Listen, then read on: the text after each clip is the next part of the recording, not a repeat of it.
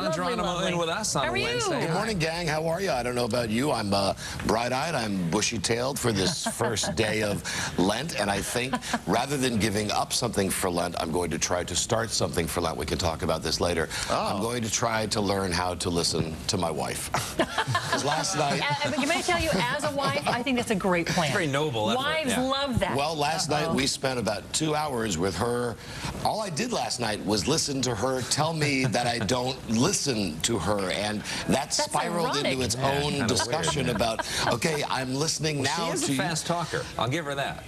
That was Nick that said that, not me, darling. That was Nick that said that. Well, I grew up in a family of fast talkers. I'm listening. I'm here. So we can talk about that later, Marianne. Sure, we can. Stand by for that. Don't we have happily married couple or something like that on the show in this hour? Did I actually find out something about that? Well, they had wedding disaster.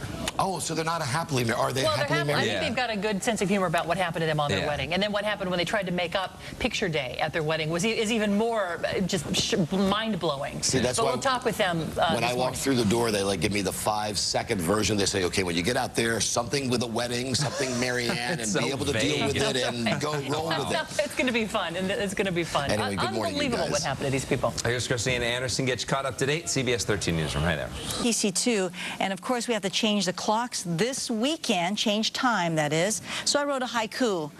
Do we have haiku music? Here we go. Today on Don's show, I'm going to be his guest. Change clocks this weekend. Oh, sorry, we didn't have the gong ready. I never liked the haikus, Steve, because they never rhyme. But in my world, the best haiku ever is, oh, what a feeling when we're dancing on the ceiling. Now that rhymes. There's a haiku for you. Okay.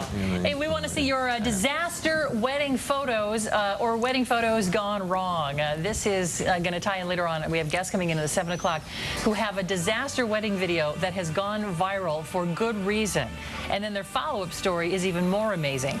If you've got a funny wedding picture you want to share, goodday@kmaxtv.com. And you can also post your story on our Facebook page, facebook.com/gooddaysacramento. Got somebody in who wrote in that our wedding day went pretty well as planned, except our photographer decided to bring her toothless boyfriend along, who bothered the guests by telling dirty jokes and acting like a pervert. I had to have a talk with him. Embarrassing, says Rick Carlson. Yeah, that would be. I wonder how those pictures turned out. Was it Mark's brother Steve by any chance? It might have been. Yeah, he gets around. He gets around. Let's see. We also talked about that. We're trying to have a campaign to get a Starbucks in Galt. Apparently, there's no Starbucks in Galt, believe it or not. The nearest one is in Elk Grove and also in Lodi.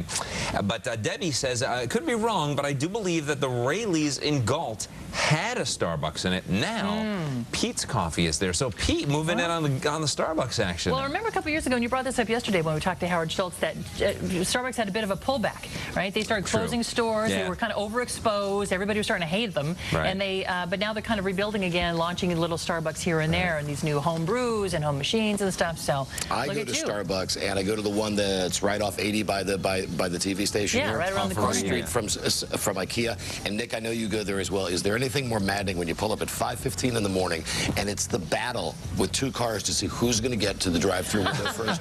And today, what I did, I thought, you know what? You'll be nice. Listen to my wife.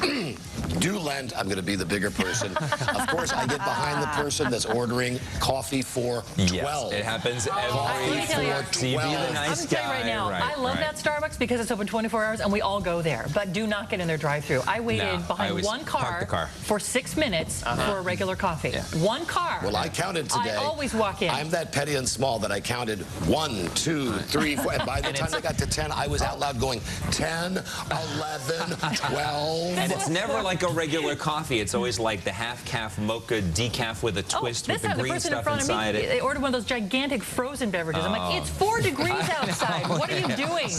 How long is it? Did the blender break? What is going on? I tried 2 days in a row. I got and don't even get me going on a McDonald's that has the 2 separate drive-thrus.